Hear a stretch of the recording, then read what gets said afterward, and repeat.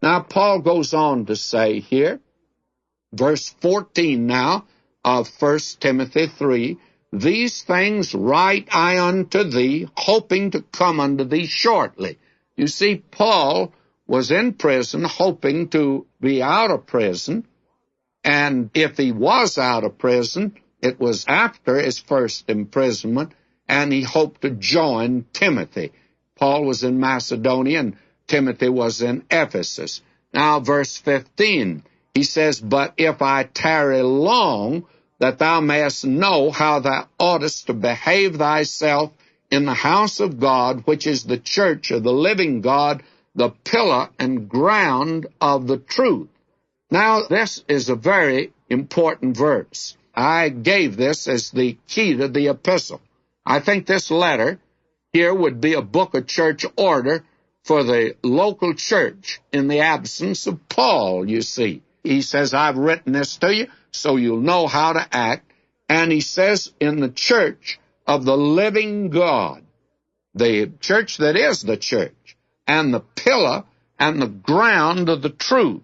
Now, this is, may I say, I think a very interesting expression here, the pillar and ground of the truth. The word pillar here, actually, it means the stay and the prop of the church. And the word for pillar here is that which is foundational. So if I may translate it here, because the idea is that the church is the pillar, it's the bedrock, and as such, it is the prop or support of the truth. In other words, if the officers do not represent the truth, then the church has no foundation at all. It has no prop at all. It can't hold up the truth of God. And I don't care how much they talk about that they do hold the truth. I knew a man once, he was a deacon.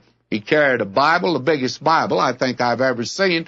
When he came in, he was always weighted down on one side, but he was a man that you couldn't depend on. Actually, there was some question about the man's integrity, and he hurt the church. He absolutely hurt the church and brought it into disrepute. Therefore, the whole point Paul is making here, I want you to know how to act in the church, not manners, but how your life is to be, so that when you're outside, that you are part of the prop of the truth.